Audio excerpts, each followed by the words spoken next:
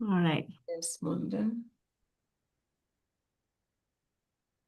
Did I say right? Shares Monday. Shamsundar, Shares Shilpa Shamsundar. Okay.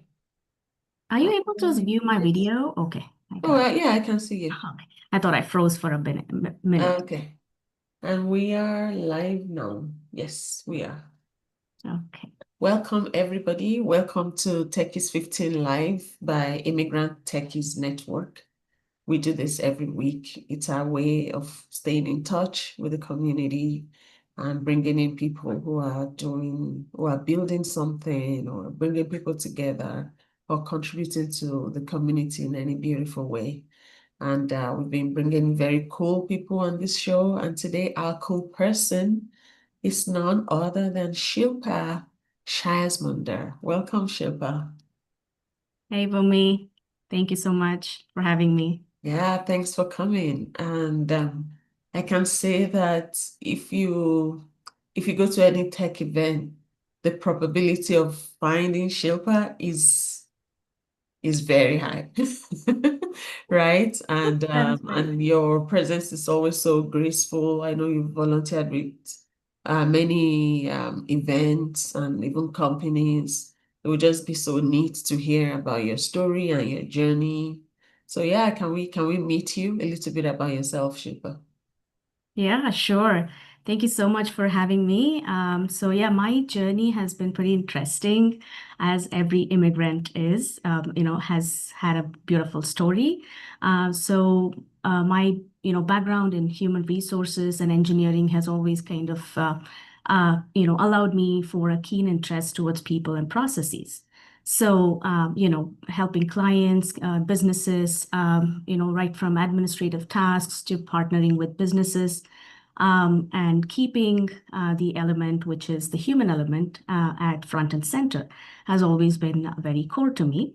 And I've also helped across areas to help tailor solutions for clients across, organizational development, talent development, change management, and then HRIS implementations. So these are some of the areas that I've touched upon, and wearing multiple hats as an HR business partner, as an HR generalist. So kind of getting hands dirty and Mm-hmm. being able to be open to what the problem presents, right? So currently I'm a fractional HR consultant, helping businesses to scale their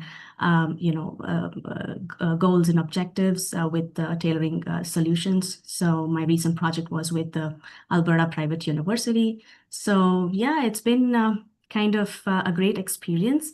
And then being an expat, start my journey started off as being an expat across After what? Sorry. as an expat, like a temporary, resident in a country Mm-hmm. in Nicaragua, and then United States, I and did then not know that about you.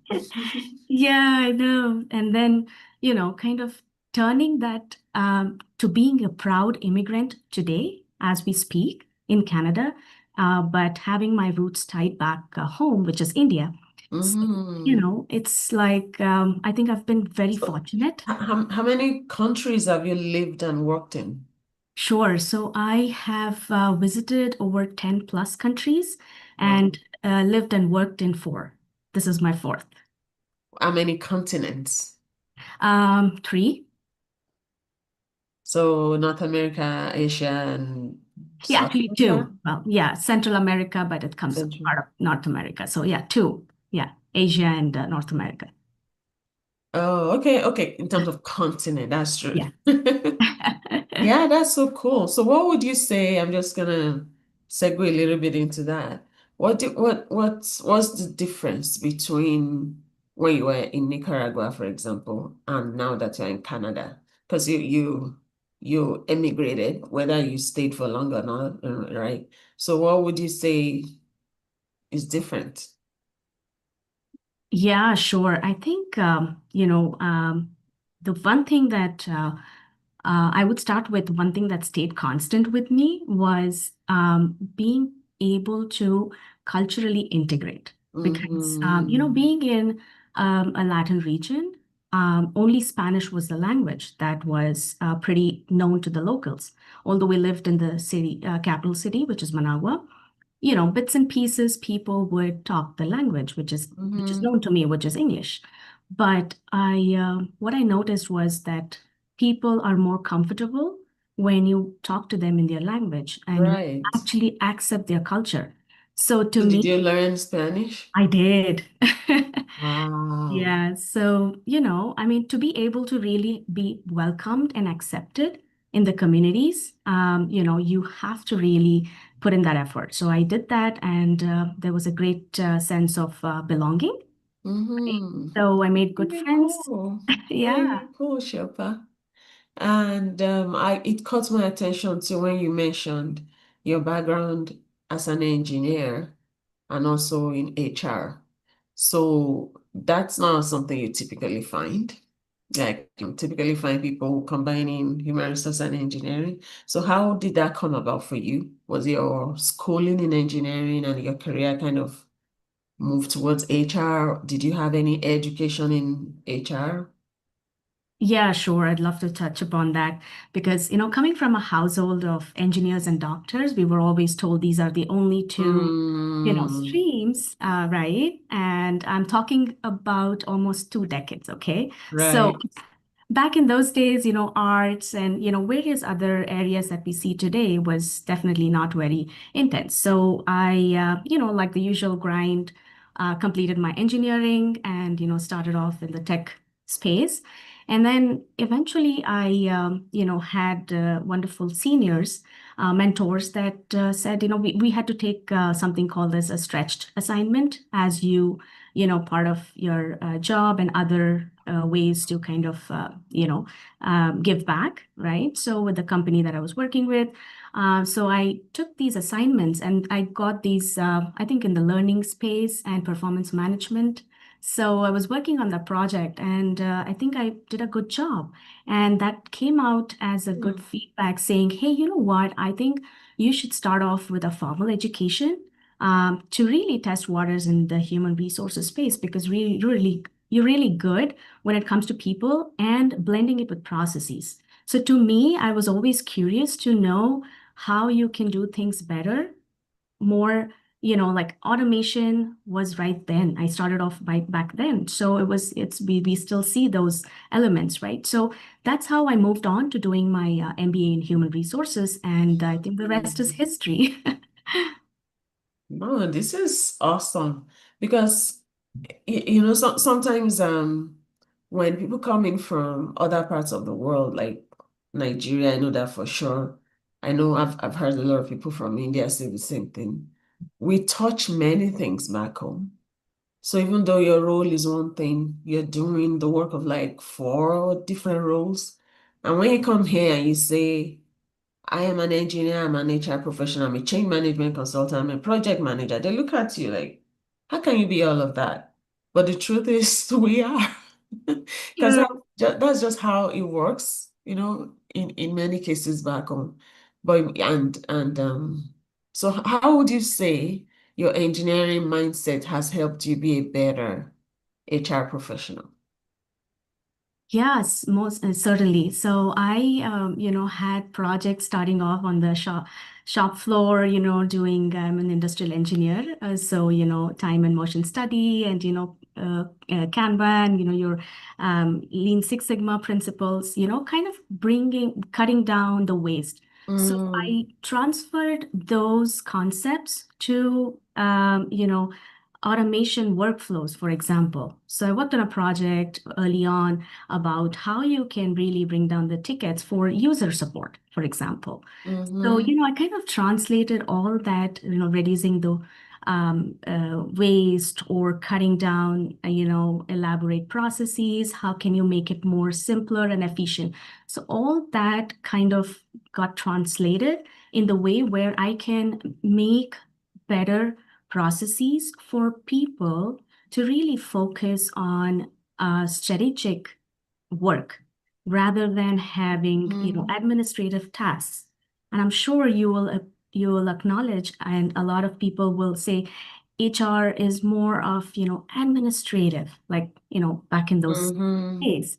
Well, a little bit even now, but things are changing because we have a lot of cloud platforms. And that's when HRIS came into picture.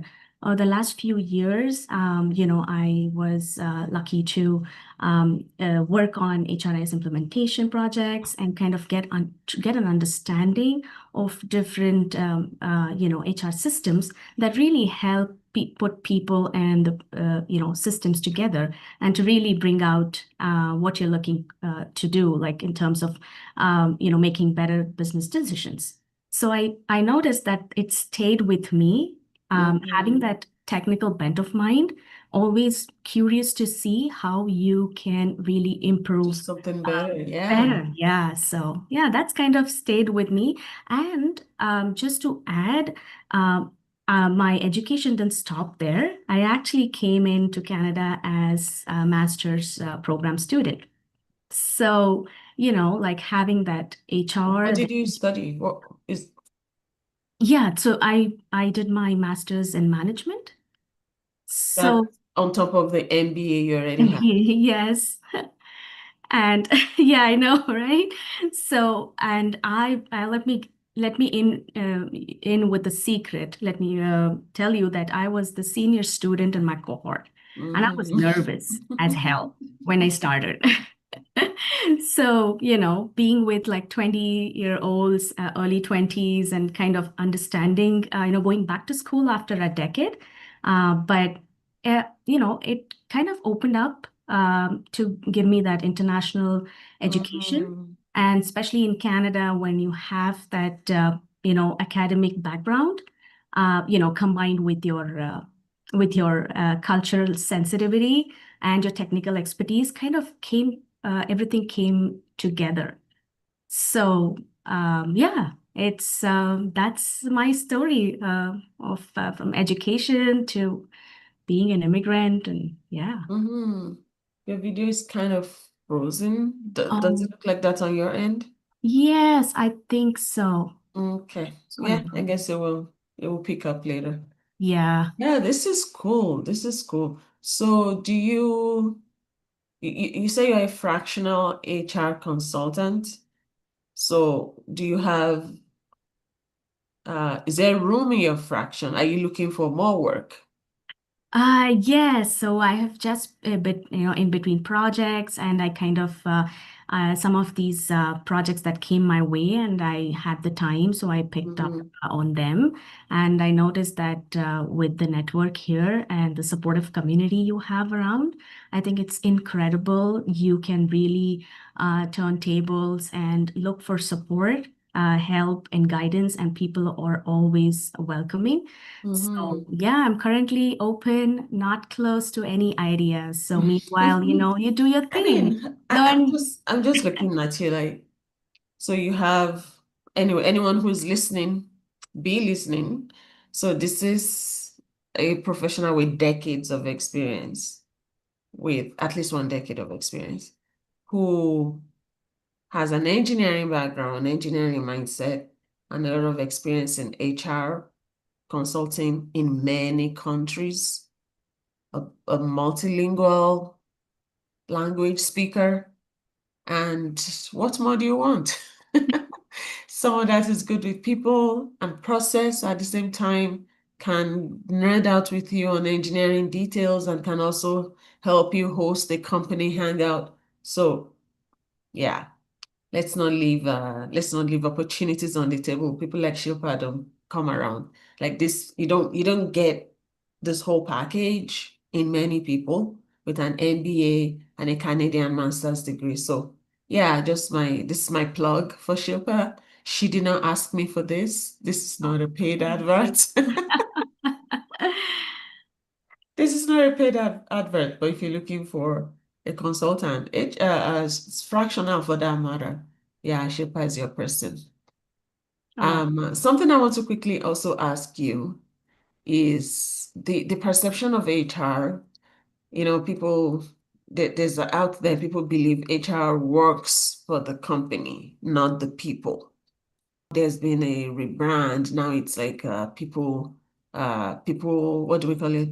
People office, like chief people officer, you People know. officer, yeah. So would you say that that rebranding is targeted at correcting the impression people have that HR does not work for you as an individual staff, they work in the interest of the company. So is that what you've seen in your own practice? Does HR need redeeming? Oh, that's a great point that you brought up, Wunmi. Absolutely. And I think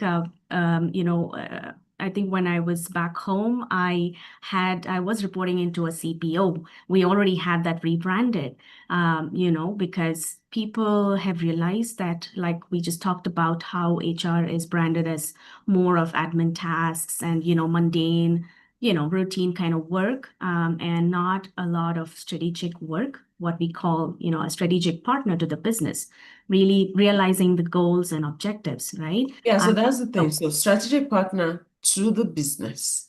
But what happens when the interest of the business and that of the employee do not align? So who speaks? Who's the advocate for the employee? Is the HR or not? right. So, You get what I mean? Yeah. yeah. So I think in for an HR, you play multiple hats, right? So you are not a people pleaser, but you're not also just aligning to what business needs, right? So things are Mhm. changing, and as I see the trend about really balancing, right? So to really tell the story to the business, because business is all about numbers and everything, but that mindset has shifted because that is more getting towards people center approach.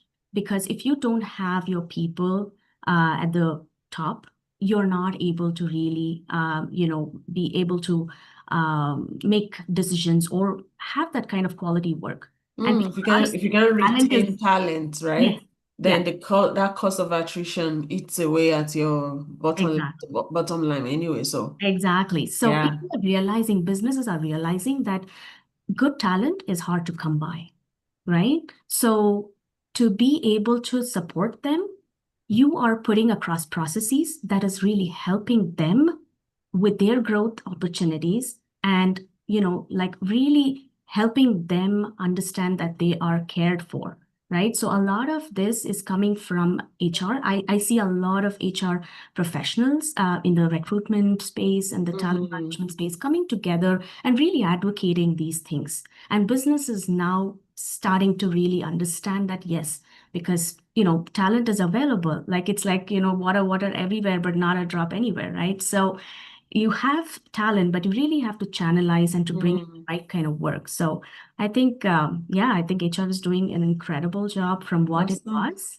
So yeah. See, if you need an HR person that has a balanced approach, Shilpa is your guy or your girl. I Thank just you. want to Thank you check so if there are much. questions here. Okay, no questions. And if there's any question later, you'll be able to see it in the chat and please feel free to answer it. Well, we are way past time. Yeah, I went way beyond the time for my girl, so Oh, I know. We're both storytellers and we love to talk, isn't it, Bhumi? awesome. Thanks for coming, Shilpa. Thanks everyone for joining us. See you again next week. Thank you so much for having me, Bhumi. Have a great Yeah. day. Bye.